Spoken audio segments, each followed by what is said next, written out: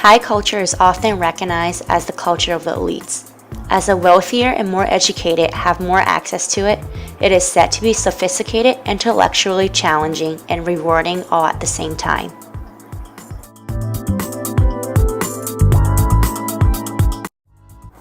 The ones that participate in high culture fashion include upper and middle class people, high fashion models, high fashion designers, branded designers, and shop owners, as well as well-educated individuals.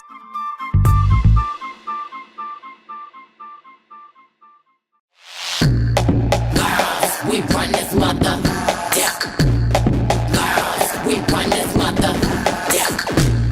Girls, we run this mother. Yeah. Girls, we run this mother. Girls run the world. Girls run the world.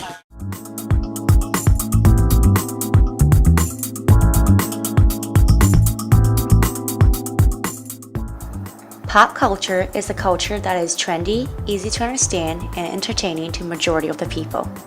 It is a culture that is actually made by the people for themselves. It is highly associated with mass culture. Also, it is affordable and easy to access.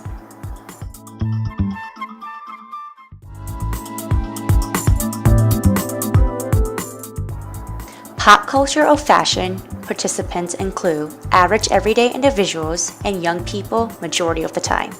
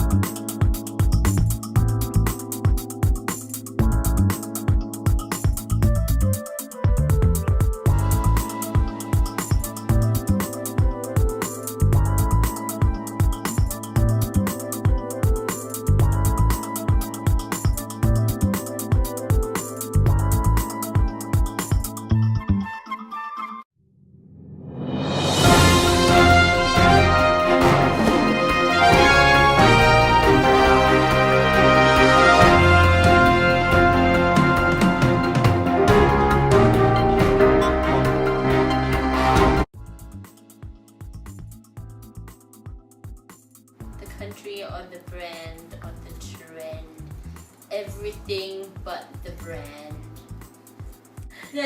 Just people in general. Like, I get inspiration from people in the streets, like in magazines, in like my friends and stuff like that. Like icons, especially icons from the past, icons from like the president?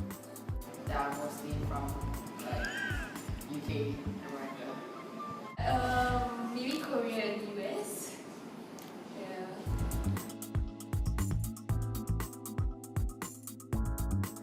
I think Singapore's fashion is very diverse. Vast majority of Singaporeans are very laid back and very particular about their comfort. So like you see a lot of them wearing t-shirts and shorts and slippers and stuff. But I think there's also a significant amount of people who are very conscious about how they look, and they are very in trend, very well tuned to like the trends of fashion, even from overseas. What else? Yeah, I think if I am not wrong, Singapore is like the top, like number 8 most fashionable cities in the planet, and that's just hilarious, but it's true. Singapore's fashion is very westernized, very yeah. Singapore's culture is very completed by US. Casual. That like fit for the weather because it's so hot.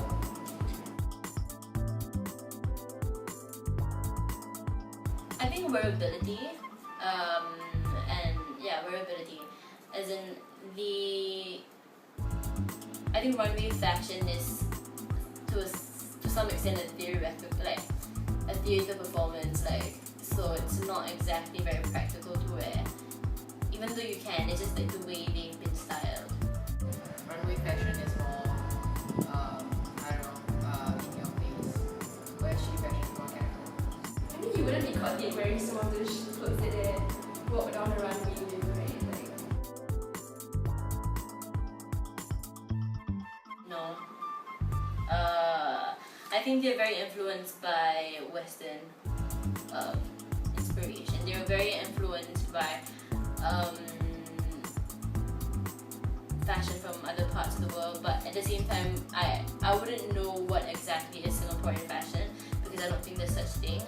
I think we're so I don't think there's such thing as Singaporean fashion, because we're so influenced by so many different parts of the world, and yeah, it's difficult to pinpoint what exactly Singapore fashion is. I don't really know what the Singapore design is, but I think that the Singapore designers fashion is very influenced by the West. definitely not. Alright, because like I mean, we don't really wear like Singaporean designers' clothes, and they're like mostly famous overseas. So yeah. I don't think it is a dictation by fashion designers. It's not exactly top to bottom, but more bottom up, or like they interact with each other. I think consumers do influence designers, and designers influence consumers as well. It's not like a dictatorship, but it's like a relationship. It's to some extent, but nobody really wears runway fashion on the streets. Yeah, I think the people's fashion depends on the kind of culture you live in. Not really. I think like men's brands like H&M, Forever 21, they take fashion trends.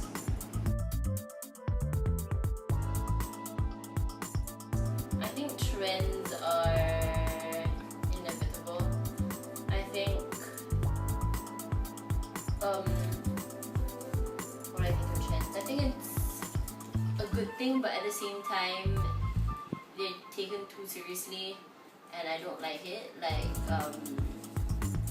yeah, I don't like how it's being taken too seriously, and we all should just wear whatever we want. Come and go. That's all, yeah. I mean, I don't follow them, but I guess they're important. Like they're kind of like an indicator. I don't know.